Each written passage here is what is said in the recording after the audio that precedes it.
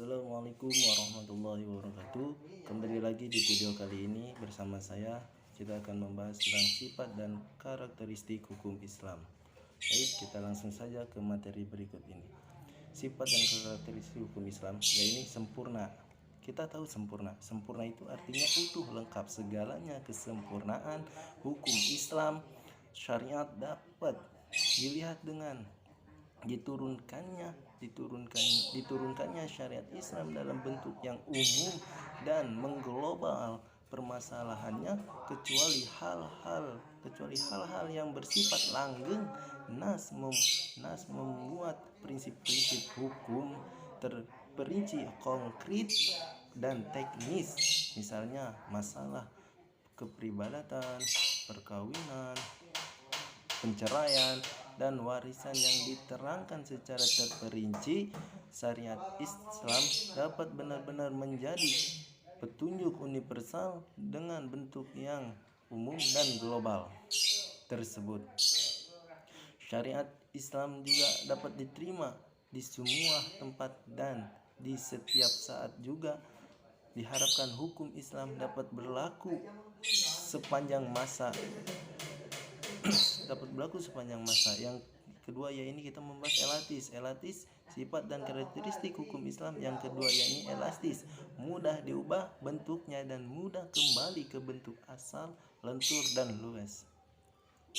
Kelestariannya mencakup di segala bidang kehidupan manusia, baik jasmani maupun rohani, baik mengenai hubungan manusia dengan Tuhannya maupun hubungan interaksi sesama manusia,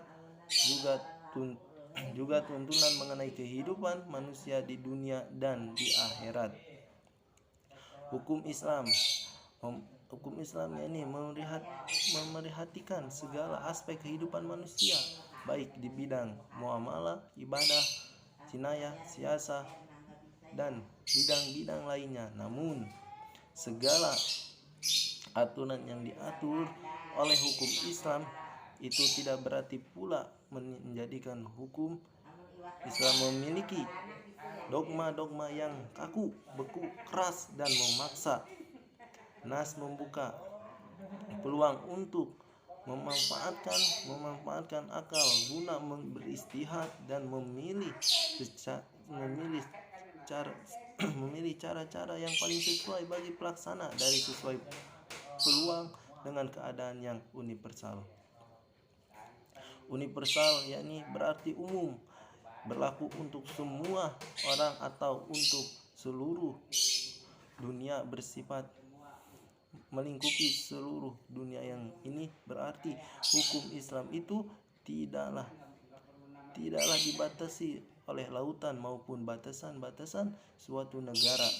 Bukti yang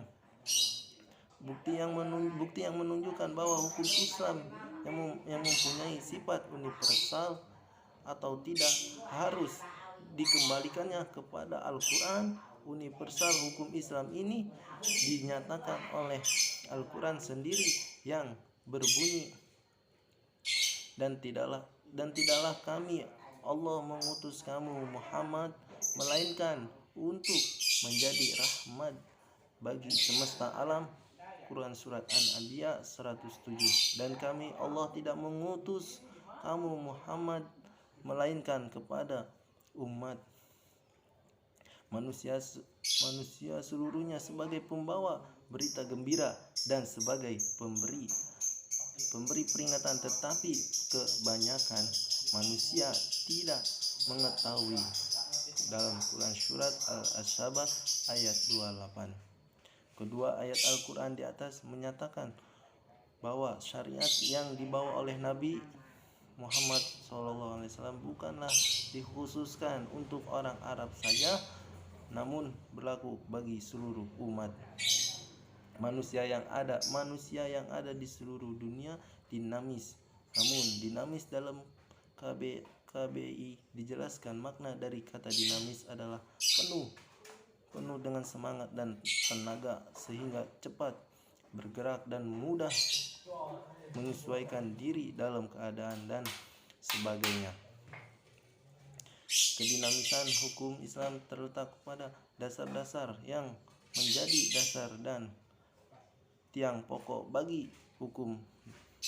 Dasar-dasar dan pokok-pokok itulah yang menjadi sumbu kekuatan, kelemahan, dan kemudahan, dan juga kesukaran dalam menetapkan hukum Islam sesuai dengan tabiat manusia yang tidak menyukai beban yang membatasi kemerdekaannya, sehingga manusia memerhatikan beban hukum Islam dengan sangatlah hati-hati.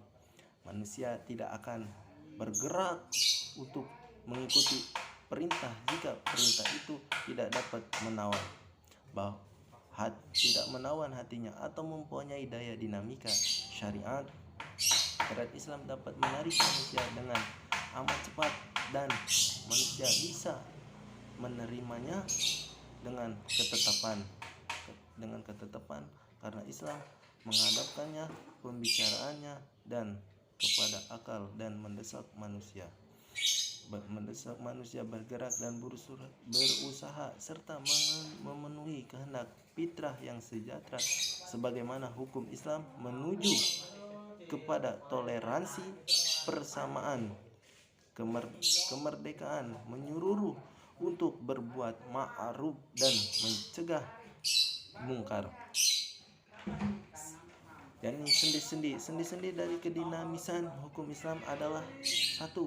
Meniadakannya kepincikan, atau yang kedua menyediakan tugas, yang ketiga menyariatkan hukum dengan cara berangsur-angsur, yang keempat memperhatikan kemaslahatan manusia, yang kelima adalah mewujudkan keadilan yang merata.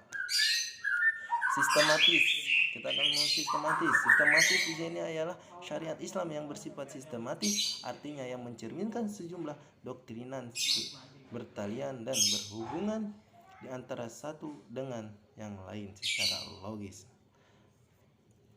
Beberapa lembaganya saling berhubungan satu dengan lainnya. Perintah sholat di dalam Al-Quran selalu diiringi dengan perintah menunaikan zakat, perintah untuk makan dan minum diiringi dengan kalimat tetapi janganlah berlebihan. Demikian pula dengan lembaga-lembaganya. Pengadilan dalam Islam tidak akan memberikan hukum potong tangan bagi pencuri bila keadaan masyarakat sedang kacau dan terjadi kelaparan. Tidak akan memberikan hukum merajam bagi menjina dan kebiasaan berpakaian yang belum diterapkan sebagaimana yang dikehendaki oleh hukum Islam itu sendiri. Hukum Islam dengan lembaganya demikian saling berhubungan satu sama lainnya. Hukum Islam tidak akan bisa dilaksanakan apabila diterapkan sebagai dan ditinggalkannya sebagian lainnya. Hukum Islam bersifat ta'abudi dan ta'akuli. Yani kita akan membahas ta'abudi dan ta'akuli. Asy-Syatibi menyatakan bahwa ta'abudi adalah suatu di mana tujuan hukum dalam melembagakan hukum untuk membebaskannya mukallaf dari perintah-perintah perintah-perintah hawa nafsunya, agar dia menjadi hamba Tuhan dengan sukarela ikhtiar, sebagaimana dia lupa hamba Tuhan secara alamiah atau ittiharan secara terpaksa. Sedangkan ta'akuli adalah sebaliknya, bersifat ta'abudi. Lebih jelasnya, ta'abudi adalah suatu bentuk ibadah yang tujuan utamanya untuk mendekati diri kepada Allah, yakni beriman kepadanya, dan segala konsekuensinya berupa ibadah yang mengandung sifat ta'abudi murni.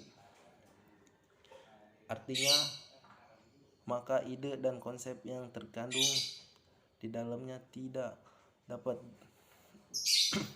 dinar atau khairul maqbulah al makna atau supranasional. Manusia harus menerima apa saja yang telah ditetapkan oleh syariat.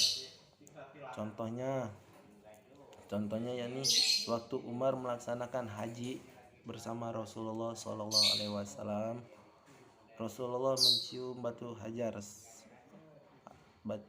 aswad. Yang melihat hal itu berucapkan, Umar radhiyallahu an, kamu hanyalah sebuah batu. Jika aku tidak melihat Rasul menciummu, niscaya tidak akan aku lakukan hal ini. Yang kedua yakni ta'akuli berbentuk dalam bidang muamalah. Ta'akuli ini bersifat duniawi yang maknanya dapat dipahami oleh nalar. Maqullah al-ma'na atau rasional, maka manusia dapat melakukannya dengan bantuan nalar dan pemikiran manusia.